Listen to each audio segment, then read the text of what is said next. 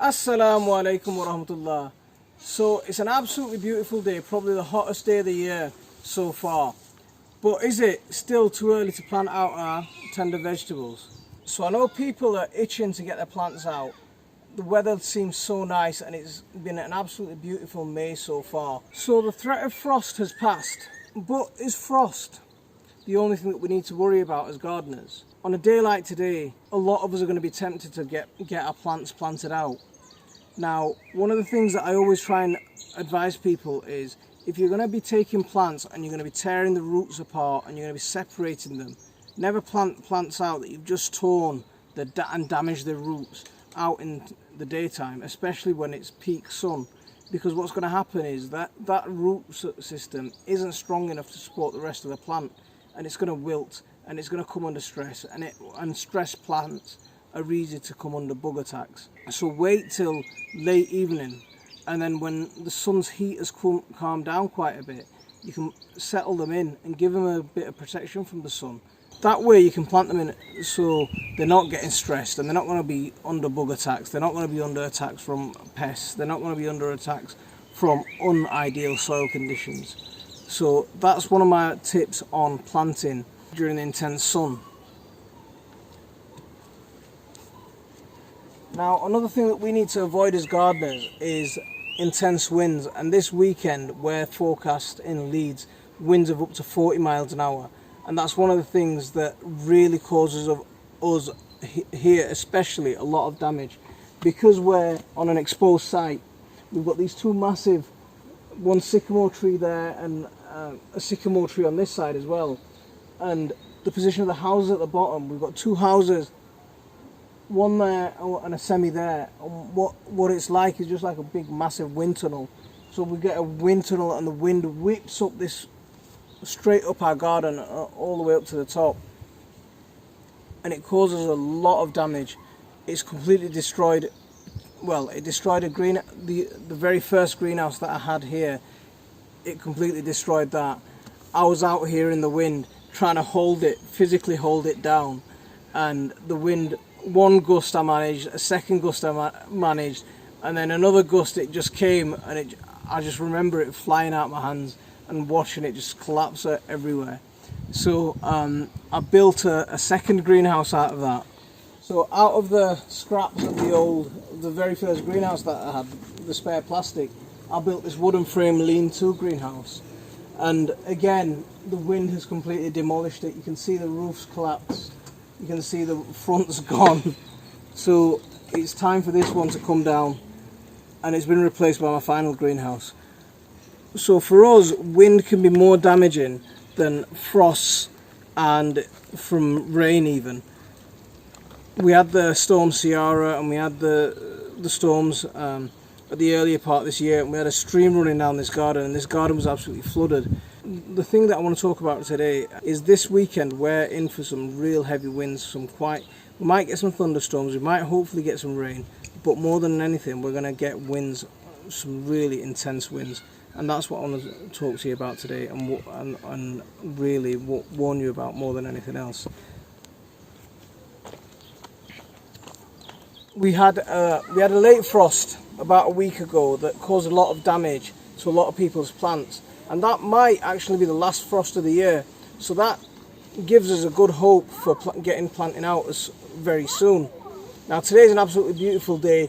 Planting out on a day like this without hardening off your plants could cause some damage, because you're planting out on a day when the plants aren't really used to having this kind of intense heat, so they can begin to wilt. So that wilt can cause the plant to stress unnecessarily, whereas if you harden the plants off properly, you can avoid that reaction to the extreme heat like this.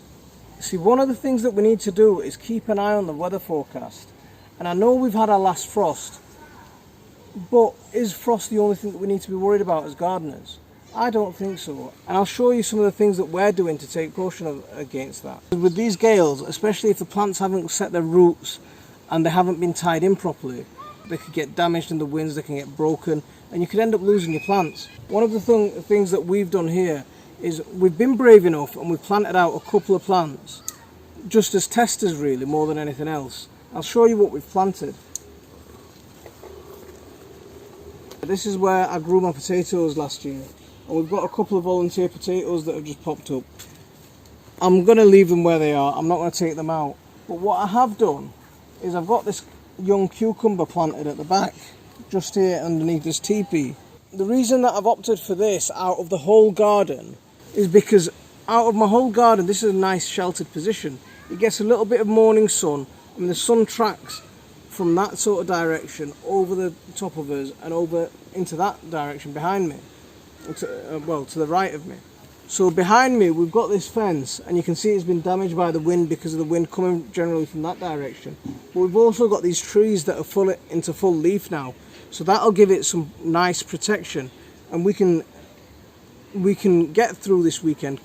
I'm quite confident we can get through this weekend with this plant here without having to take any other precautions like putting a cloche over it or something like that. And I'll show you some other ways we've planted some of our other crops. So these are my peas that I planted in my peas sown in gutters video. If you haven't seen that, you can go and check that out. I'll put a link at the top. But just in front of these peas, I planted a courgette. Now this is a courgette tondo. So these are round courgettes. They're not the normal green long courgettes. And you can see one that's already on the plant. And we've been brave enough to plant this out. Why? Again, if you have a look at where I'm planting and where I'm growing, again, I've got this protection from these trees behind us. They're serving as a windbreak. But then I've got this line of peas that is serving as another smaller windbreak. So I'm not worried about this courgette here either, because it's not going to get, hopefully it's not going to get damaged by the wind. So you can see what the wind does to my garlic. All these tips that are burnt here, this is all from wind damage. The wind whips up this garden and it causes a lot of damage to these young plants. Sometimes it even shreds some of the leaves, so you've got to be careful of that. Some of the plants that can be okay in a strong wind, we've planted just up ahead, and I'll show you what I'm talking about. Just here, I've got some runner beans planted out. So you can see this runner bean is already in flower, and because it's already in flower, I didn't want to lose that early fruit set that we're going to get from it. Now, one of the things that runner beans do like is they like a soil temperature of about 12 degrees.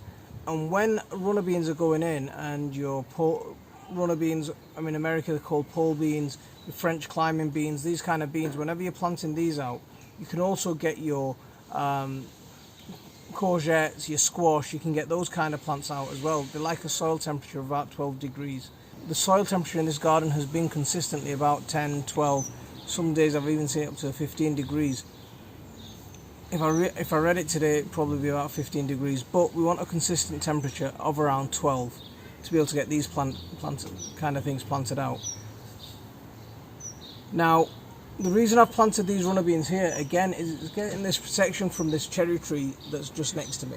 It's getting this the runner bean shoots aren't that long that they're going to get the wind effect of the wind beyond this garlic. So this garlic here is going to take a lot of the force of the wind. So again, it's a quite sheltered position that we've planted here, and this garlic is going to take on a lot of the wind, and it's going to when the wind comes through the garlic, it's going to frizzle out before it gets to the garlic, before it gets to the runner beans. So the other thing about these beans is they don't have a lot of leaves on at the moment, because the leaves are still in development and the vine's growing quite a bit. It's not going to catch the wind as much. So as well as that, tying them in securely is going to keep them from rocking in the wind as much.